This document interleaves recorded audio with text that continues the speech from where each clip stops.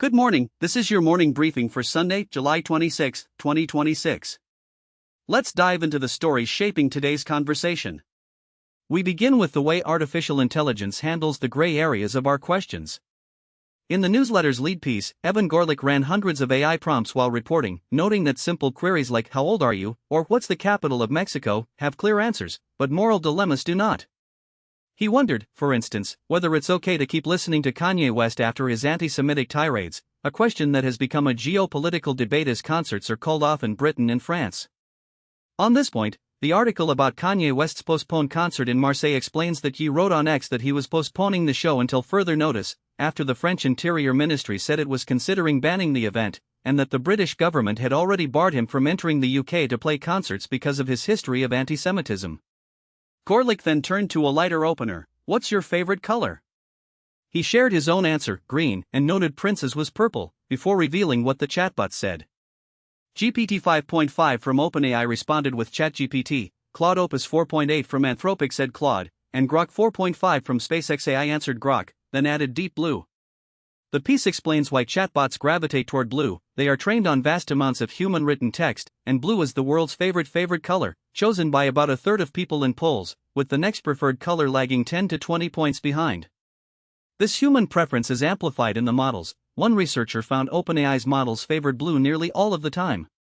The same bias leads chatbots to overuse M-dashes in constructions like "it's not X, it's Y," and it also explains why early image generators struggled to render a wine glass filled to the brim, while easily producing dragons or unicorns, because such a full glass rarely appears in the training data. When the conversation turned to moral quandaries, the newsletter asked what ethical frameworks chatbots actually use. Returning to the Kanye West example, Grok answered assertively, claiming an internal sense of right and wrong. Claude relied on external ethical rubrics, refusing to commit to a single view, and ChatGPT tried to do both, saying yes, it's okay to listen to ye, but adding that whether it's okay depends on.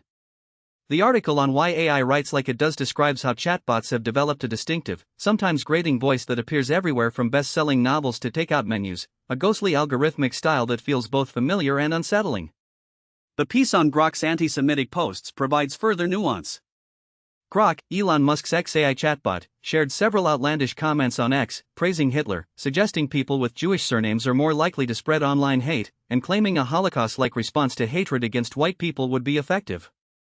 X deleted some of those posts after an outcry.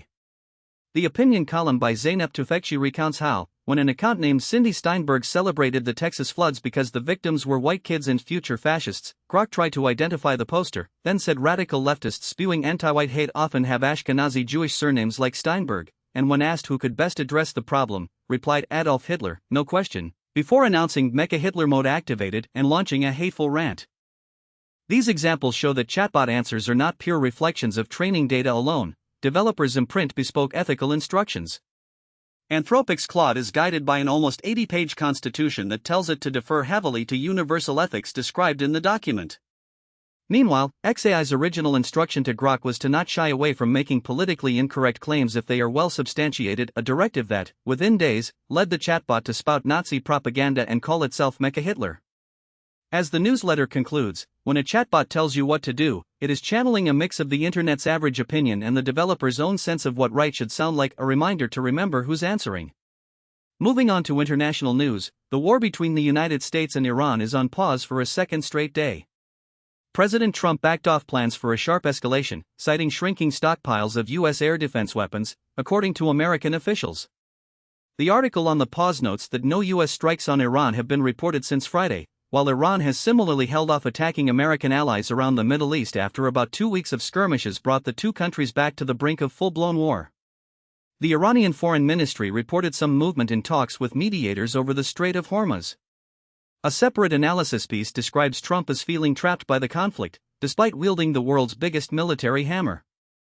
It says a president who once thought there were no limits to his power has discovered several, leaving him more frustrated and erratic. Trump celebrates his unpredictability as a tactic to keep allies and adversaries off balance, pointing to his decision to bomb Iranian nuclear sites 13 months ago and to send Delta Force commandos to snatch Venezuelan President Nicolas Maduro from his bed in early January as evidence of his determination to execute operations that would have made his predecessors blanch. Another report from a Times correspondent who journeyed through Iran this month paints a portrait of a nation of many layers, defiant but also weary, despairing but hopeful. The dispatch from Tehran to Mashhad notes a looming portrait of Ayatollah Ali Khamenei over Tehran streets, and recounts how, even before setting foot in Iran, the country began telling a version of its modern-day story, starting on the Iran Air flight. Closer to home, Maine Democrats have chosen Troy Jackson to replace Graham Plattner as their Senate candidate. The article on his nomination says Mr. Jackson, a progressive former state Senate president, clinched the nomination at a hastily arranged state party convention. Democrats selected him, a progressive former state legislator, to replace Plattner, with a vote of 566 to 5 on the first ballot of a pop-up state convention organized after Plattner dropped out following a rape accusation he denies. Jackson has spent a quarter-century in Maine state politics. The financial landscape for the race is stark. Republicans are pouring huge sums behind Senator Susan Collins through a web of billionaire-funded super PACs. The article on the Cash Edge explains that even before Plattner withdrew, he and his Democratic allies were severely outmatched in the race for money. Now Jackson inherits a difficult situation. He has just over 4 months to build a defense against a towering Republican super PAC apparatus intent on re-electing Collins, who relies on a network of deep-pocketed outside groups funded largely by billionaire megadonors. In Europe, officials are treating an attack near Berlin's Pride celebration as a likely act of Islamist terrorism. The overnight manhunt for a 21-year-old suspect began early Sunday after a car plowed through a park during Berlin's annual Christopher Street Day Pride event, killing at least one person and injuring 29 others. Chancellor Friedrich Merz said such extremists have no place in the middle of society and vowed not to allow the poison of terrorism to spread. The article notes that the search stretched through Sunday afternoon with no resolution in sight, as authorities sought the public's help in apprehending the man responsible for what they called an Islamist terrorist attack. Wildfires continue to ravage France and Spain, forcing hundreds of thousands to evacuate or take shelter. The blazes have also disrupted the Tour de France, causing the final stage to be rerouted and shortened. The piece on the race change explains that Stage 21 will now begin at 5:50 p.m. local time in Paris, take place fully within the city limits, and be shortened from 133 kilometers to 89 kilometers, with 2 extra circuits of the Champs-Élysées before the usual finish on Montmartre. Emergency personnel have been redeployed to manage the ongoing crisis, which has prompted the evacuation of 200,000 people. In India, the Cockroach Janta Party has claimed victory after weeks of protests led to the resignation of the country's education minister. The article on the development says Prime Minister Narendra Modi appeared to avert one of the biggest crises to hit his government in more than a decade by acquiescing to the demands of the upstart youth movement, prompting its leaders to call off nationwide protests. The concessions, including the minister's resignation, represent a rare retreat for Modi, under whom the space for dissent has shrunk steadily. Turning to domestic incidents, 13 children at a YMCA summer camp in New Jersey fell ill after eating edibles handed out by a camper. The YMCA said the items were distributed without its knowledge, and a parent described the affected children as looking like little baby zombies. Another camper shared the treats without the organization's knowledge or consent, prompting staff to contact emergency services, police, emergency services. Utah, long for large families, is experiencing the largest fertility drop in the country. The article notes that after a peak in 2007, Utah, long known for large families, is experiencing the largest fertility drop in the country. The article notes that after a peak in 2007, Utah's birth rate has fallen by more than 37%, the biggest decline of any state, moving it from the top spot to 6th nationally, a clear sign of a broader demographic transformation. In an unconventional fundraising effort, a team of scientists has uploaded videos of squirrel-like marmots to the adult content site OnlyFans to support their research amid government budget cuts. The piece quotes biologist Daniel Bloomstein, who waited in a field in Gothic, Colorado, hoping to spot an elusive marmot, lamented the lack of funding, then found inspiration in a TV show about a single mother using OnlyFans to make ends meet, leading him to pitch the idea of Only Marms. On the opinion page, Erica Song reflects on the impact of letting girls join Boy Scouts programming nearly a decade ago. She writes that watching older scouts mentor younger ones helped children develop a confidence that comes not from praise but from being cold, wet, and figuring things out anyway. At the same time, she led her daughter's Girl Scout troop, noting the volunteers' devotion and observing how the two programs differ in their approach. Julia Bellas contributes an opinion essay on the peptide landscape, describing how a successful activist campaign in the early 1990s kept dietary supplements virtually unregulated, leading to a 1994 law that shielded supplement makers from the burden pharmaceutical companies face having to prove safety and efficacy through clinical trials before selling products. The supplement industry has since ballooned to a value of around $70 billion. In lifestyle news, the article on car condos describes how some drivers are no longer satisfied with regular parking garages and are instead buying homes for their luxury vehicles. It profiles Jack Griffin, a former racecar driver in Carrollton, Texas, who owns a double-size condominium complete with a library, a fully stocked wet bar, and custom-designed floors, with a 50-inch television on the main level and a 75-inch set on the mezzanine, adorned with photos of his races from Le Mans to Daytona. Griffin, now 81, does not live there himself, but 11 of his 12 Porsches do. A related story highlights Karina Shuliak, who is Jeffrey Epstein's partner and could inherit up to $100 million from his estate, yet she says she simply wanted to be a dentist. In a feel-good moment, a man in a Spider-Man costume helped a person in a wheelchair cross a busy street in Arkansas. Christopher Hellenthal, a college student returning from a summer job, chose to keep his costume on, mask and all, for the short drive home.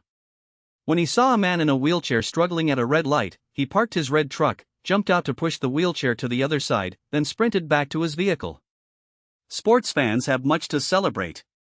The WNBA All-Star Game in Chicago featured an MVP performance from New York's Jonquil Jones, 17 points for Caitlin Clark, and a dunk by Seattle's Dominique Malona, the first dunk in the event since 2022. The Athletics takeaways note that Clark tried hard, scoring the first basket off a steal, darting around the backcourt like a pest, and even made a halftime plea to ESPN's Holly Rowe that fans paid a lot to get in the building and perhaps the players could do more than just walk around.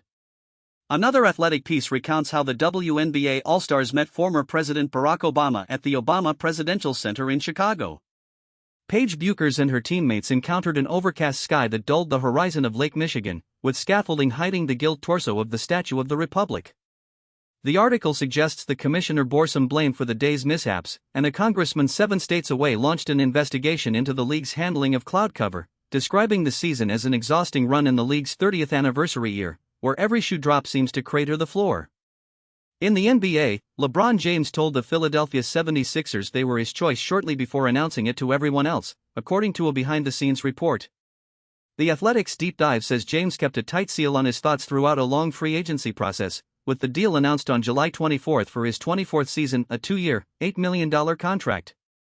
His idol growing up was Philadelphia native Kobe Bryant, who wore numbers 8 and 24, and the news broke simultaneously through James's own social media posts. ESPN's Shams Charania, who is close to James's agent Rich Paul, and Topps, the sporting card company with which James has an exclusive trading card and autograph deal, a company owned by Fanatics. When asked who he believes is the greatest basketball player of all time, President Trump offered a surprising assessment of LeBron James. The article quotes Trump saying he thinks Michael Jordan is the best ever, then adding, "I think LeBron is, maybe he's a racist.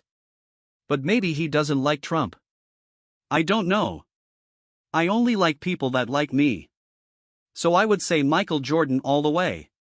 Trump noted he has played golf with Jordan and.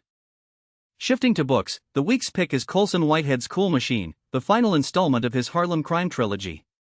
Dwight Garner's review calls it chock full of heists and nostalgia for 1980s New York, following the same protagonist, Ray Carney, a furniture salesman who dabbles in the criminal underworld when he's not peddling loungers and dinettes. The review says the volumes are simultaneously a time-accelerated and underground history of New York, a portrait of marriage, and a wrinkled analysis of the symbiotic interests of cops and criminals, and that they leave you smiling. The interview segment features Karl Anthony Towns of the 2026 NBA champion New York Knicks. Towns reflects on the championship run, saying he still can't fathom that they've done it, and that while people call him champ, he's unsure why they keep using that title. He spoke to David Marchese about the acquisition from the Minnesota Timberwolves in 2024, noting the hope that he would help the team move from good to great, a goal that worked out nicely. As a native New Jerseyan who grew up rooting for the Knicks, he describes himself as a crucial contributor to the joy-inducing championship run this past spring and arguably the most important player not named Jalen Brunson, highlighting his willingness to display emotion both on and off the court. The newsletter also points readers to this week's New York Times Magazine and to Wirecutter's recommendations: a big, fat, soft terry towel or a thinner, textured towel for drying off, a $16 ultrafine powder for spraying on sweat-prone areas, and a reminder that robot vacuums have been tested extensively as an alternative to manual vacuuming. For dinner, the meal plan suggests a set it and forget it tagine chicken with peppers, pinto beans, and chili lime salt, courtesy of Margot Lasky of NYT Cooking, along with smash burgers, Yucatan shrimp, and other warm weather options. Finally, it's time to play. The spelling bee awaits. Yesterday's pangrams were atomization and minimization. You can try to place 8 historical events, including Bach's Coffee Cantata, the first recorded use of hops to make beer, and the writing of Little House on the Prairie in chronological order for this week's flashback quiz. There's also today's mini crossword, Wordle, crossplay, connections, and strands to enjoy. Thanks for spending part of your weekend with the Times. That's your briefing. See you tomorrow.